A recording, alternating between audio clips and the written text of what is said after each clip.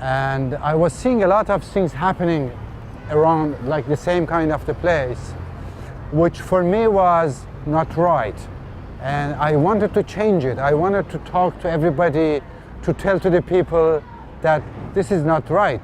People should not live like this. People should not stay in this kind of the places. But I had an impression that I cannot translate with the words. So, and one day I thought, maybe if I take picture, then people understand better what I see in the streets. That's how I take the cameras when I was 13 years old. And connected to that, what makes you, or how did you get to work in these kind of places, and what are your experience about that? After, obviously, I learned photography myself, and then I studied architecture. I am an architect by trainings in the university. But photography was my passion. And one day I decided to quit architecture and all my works and start just photographing everything. And then from revolution to the wars to the conflict zone, I became a war photographer in the Middle East, in Africa, in Asia, for more than 30 years, photographing all the wars and all conflict. Then I realized that only photographing is not enough.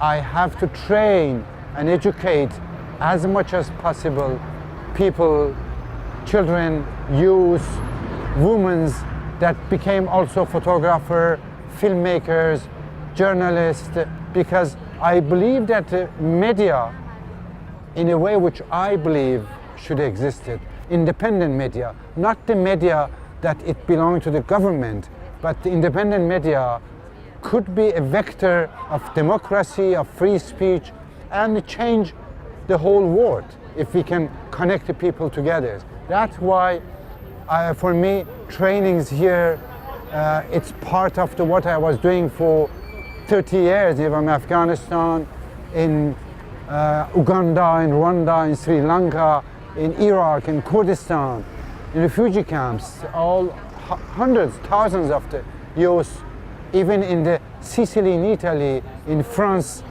place like this, I was training hundreds of the youth to become storytelling.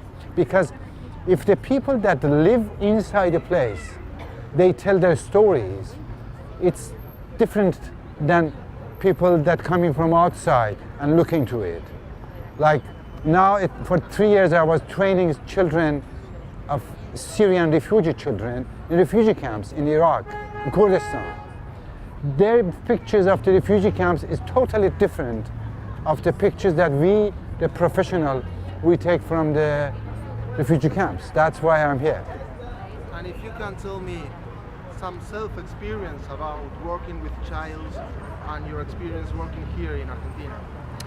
Well, in Argentina, I just started. This is my fourth trip I'm coming. I was organizing it with the University UNREF, and I was invited for Biennale Sur. But instead of just putting my pictures in the Biennale, I thought I will also give to this country and to the people, and I will train some of the youth that later they could also exhibit in the Biennale Sur. I want them to be the youngest artists in the world, part of the Biennale Sur. So far, what I have seen, it's big passion, it's very big enthusiasm, and I'm sure that between them, we will see the next generation of the Fellinis and the Garcia Marquez of the Argentine. I can see in their eyes that is going to happen.